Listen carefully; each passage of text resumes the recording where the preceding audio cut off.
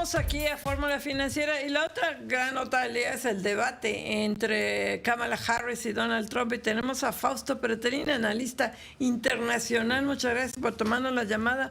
Cuéntanos, yo de lo poquito que he podido ver el debate, pues creo que Kamala aplicó 2 que 3 ganchos al hígado de Trump, pero cuéntanos cómo la viste tú. ¿Qué tal, Maricano? Buenas noches. Sí, evidentemente se vio una Kamala Harris mucho más preparada, tenía una estrategia muy clara. Y el presidente Donald Trump es un showman, pero no le funcionó el formato y tampoco se esperó que Kamala Harris le dijera en 2 o 3 ocasiones, yo no soy Joe Biden. Creo que ese es un elemento que de alguna manera desarmó a Donald Trump porque quería vincularla a ella como una copartícipe o prácticamente pues una persona que de alguna manera tiene que cargar responsabilidades del actual gobierno. Ella de alguna manera pensó más en el futuro que en el propio Biden. Y eso fue, a diferencia de la convención, un elemento muy importante para ella. Claro. Fausto Pretelín, ¿cómo estás? Te saluda Marco Antonio Mares. Muy buenas noches, Fausto. Hola.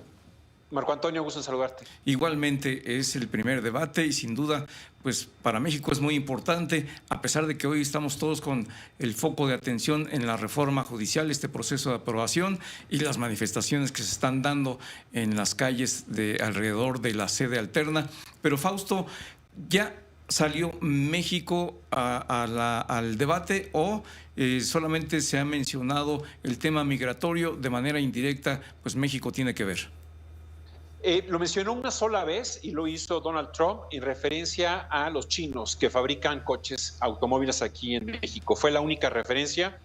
No hizo, a diferencia de hace 8 años, la idea de que en México salen los violadores y los inmigrantes. Ahora fue Venezuela, diciendo que ha bajado el índice de violencia allá en Venezuela y de delincuencia porque han mandado a los delincuentes a Estados Unidos, ¿no? Entonces México en realidad no pintó, pero obviamente subyace en el tema de la migración. Es claro que el tema de la migración sí fue muy tratado.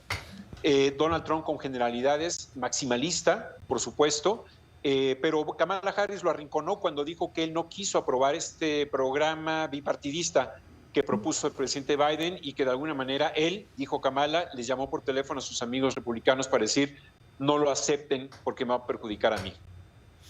Fausto, con esto que vimos hoy, una Kamala Harris muy echada para adelante, bien preparada, ¿crees que sí le fue mejor en el debate a Kamala Harris que a Donald Trump? ¿Crees que esto, además, y con esto completo, le alcance a Kamala Harris? Porque hay varios estados que son los bisagra que todavía no los tiene Kamala Harris consigo. ¿Crees que esto sí le ayude?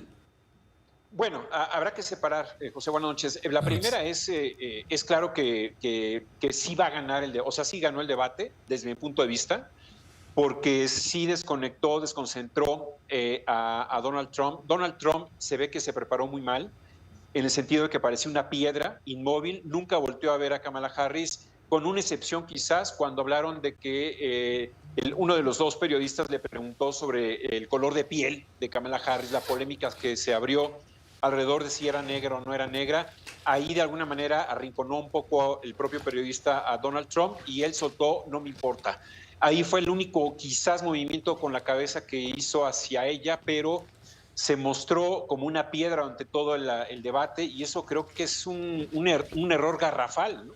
Demostrando ese desprecio hacia el otro y sobre todo la incomodidad que tiene al tratar de estar dialogando y debatiendo con una negra, una candidata negra. Ahora, si esto le va a servir a ella para cortar distancias o para más bien distanciarse en algunos de los principales estados, yo creo que son escenarios y eventos independientes, ¿no? Es decir, de aquí a 6, 7 semanas será necesario que ella trabaje muy bien sus estrategias en Pensilvania, en Carolina del Norte, en Ohio, en Arizona, que son de alguna manera los estados bisagra y particularmente Pensilvania por alguna razón es, creo, el más importante de los más importantes. Ahora, ¿estos debates son obligatorios? ¿Habrá otros? Porque no sé dónde leí que no necesariamente va a haber otros debates y que hay un fuerte problema para que se pongan de acuerdo quiénes son los moderadores y dónde se va a realizar. ¿Sí por ley en Estados Unidos tiene que haber otro debate o no?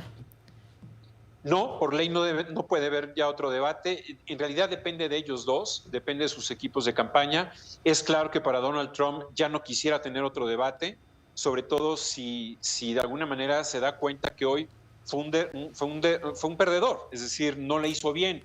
o quizás su equipo lo anime para que prepare mejor otro debate, pero en realidad creo que ya no quisiera él debatir con ella. Creo que los argumentos que dijo ella hoy y además cómo se comportó y se mantuvo durante todo el debate, pues habla de que es una buena candidata que quizás no conocíamos porque no había tenido entrevistas con periódicos, solamente con CNN, y le faltaba eso, confrontarse directamente con su rival.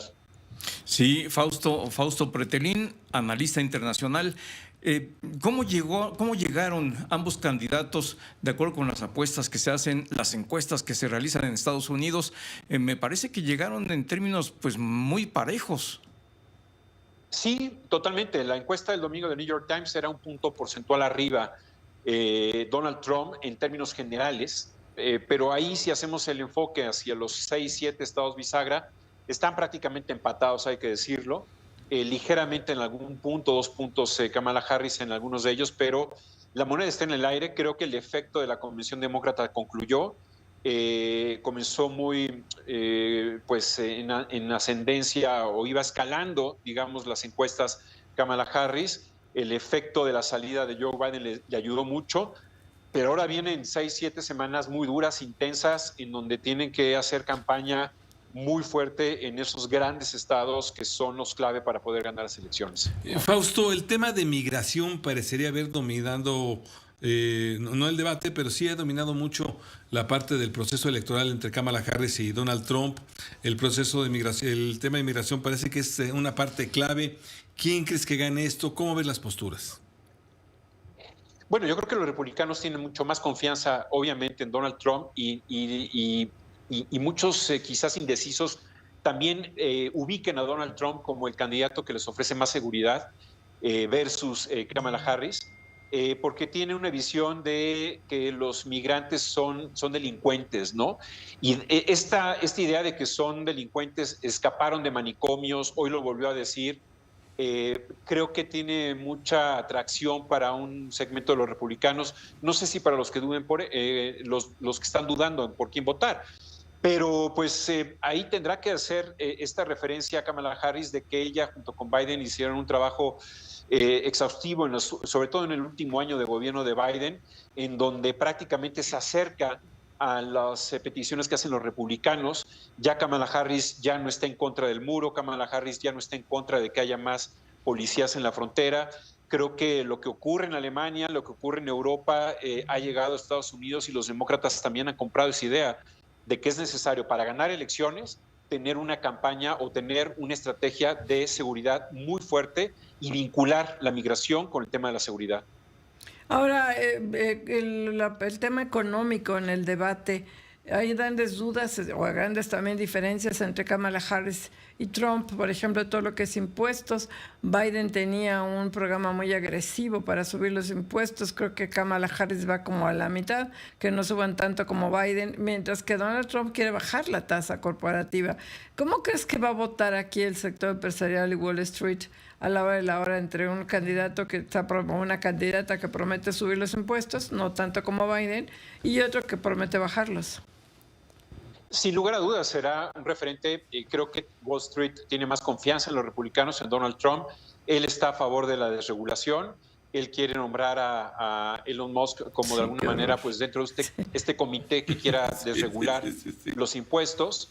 Pero en términos generales, bueno, Kamala Harris logró quizás sembrar esta idea de que tiene un plan de economía para una clase media. Esa es su apuesta. Ahí están muy claramente las diferencias, mientras que Trump apuesta por los mayores ingresos. Dice Kamala Harris que no va a pues subir los impuestos a las personas que ganan menos de $1 millón anuales. Y bueno, pues es una disputa, obviamente un tema que de alguna manera creo que ya tienen muy claramente sus respectivos votantes por quién lo van a hacer, ¿no? Claro, Fausto, en este contexto del avance del proceso de elecciones en Estados Unidos, mucho se ha hablado de quién convendría más para México en la presidencia de Estados Unidos, si Donald Trump o la candidata estadounidense del Partido Demócrata, Kamala Harris. Desde el punto de vista de que pudiera ir avanzando Harris, ¿qué tanto le convendría a México? Bueno, yo creo que es importante porque institucionalizaría la relación, que eso es algo claro. México no ha tenido esa institucionalización en 6 años, inclusive ni con Biden, es decir, ha habido, sí las ventanillas funcionan, pero de alguna forma el presidente López Obrador ha trabajado con ese quid pro quo, ¿no? Es decir, yo te doy las garantías de recibir a los inmigrantes y tú no te metas en la ruta crítica de la 4T, quizás le funcionó hasta las últimas semanas, pero en realidad creo que eso es lo mejor, ¿no? Es decir, es un peligro Donald Trump desde el punto de vista diplomático, no solamente para México, sino para el mundo. Él insiste que está a punto de desencadenarse una tercera guerra mundial, él insiste que tiene la fórmula para acabar con la guerra en Ucrania, que nunca había ocurrido, pero de alguna manera esas fórmulas mágicas en diplomacia no son tan fáciles de digerir y son mucho más difíciles de implementar.